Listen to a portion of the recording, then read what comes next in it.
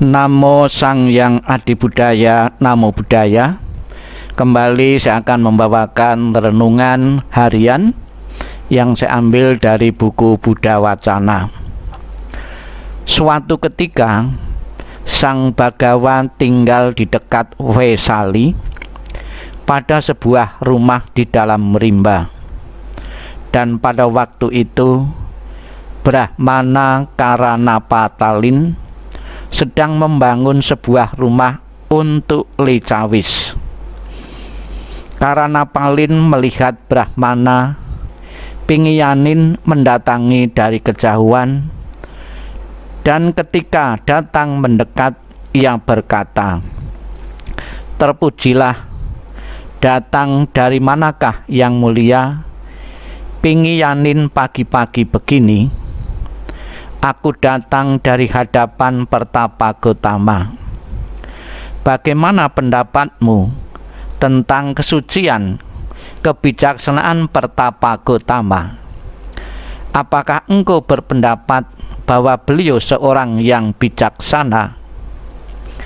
Tetapi apalah artinya aku ini jika dibandingkan dengannya? Dan siapakah aku ini sehingga berani menilai kesuciannya?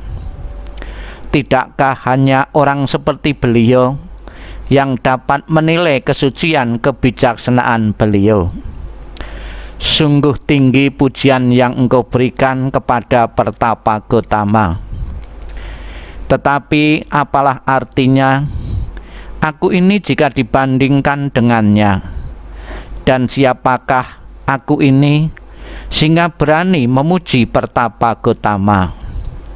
Sesungguhnya yang dipuji oleh mereka yang terpuji adalah Pertapa Gotama.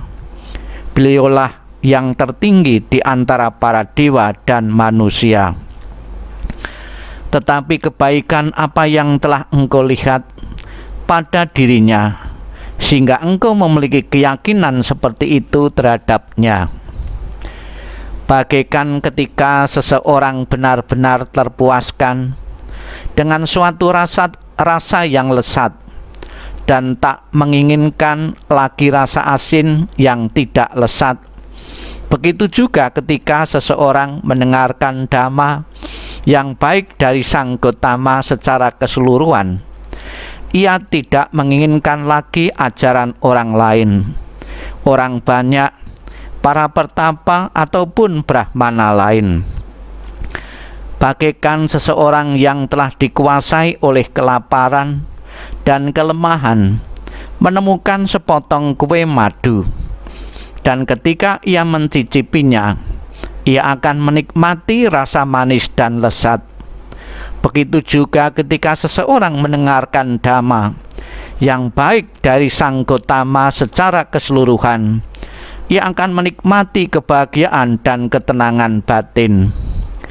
Bagaikan seseorang yang menemukan sebatang kayu cendana kuning atau merah, dan ketika ia menciumnya, baik pada bagian bawah, tengah ataupun atas, ia menemukan keharuman yang luar biasa.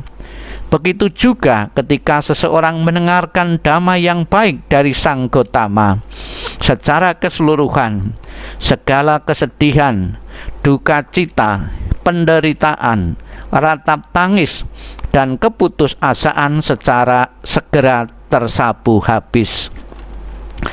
Bagaikan seseorang yang tersiksa oleh panas yang berlebihan, lelah dan sangat kehausan, menemukan sebuah kolam air yang bersih, segar, sejuk dan jernih, suatu tempat istirahat yang menyenangkan, dan dapat mencebur ke dalamnya, mandi, minum dan menghilangkan semua kesengsaraan, keletikan dan keresahan.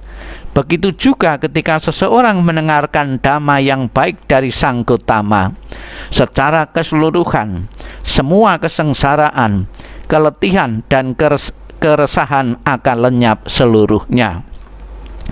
Ketika Brahmana Pingiyanin telah mengatakan hal ini, Brahmana Karanapalin segera bangkit dari tempat duduknya mengatur jubah yang dikenangkan di bahunya, bersujud dengan lutut sebelah kanan ditekuk, dan beranjali dengan kedua tangannya ke arah Sang Bhagawa, berada dengan berucap 3 kali.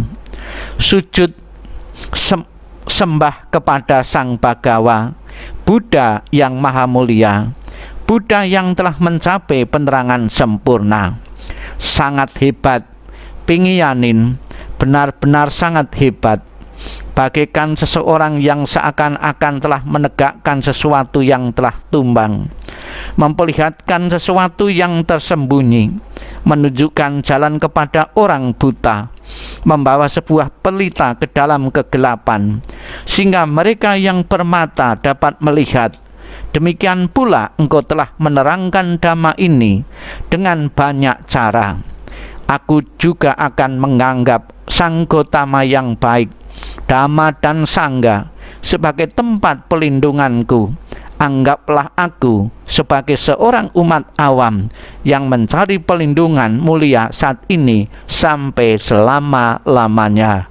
Semoga semua makhluk hidup berbahagia dan sejahtera. Sadhu, sadhu, sadhu.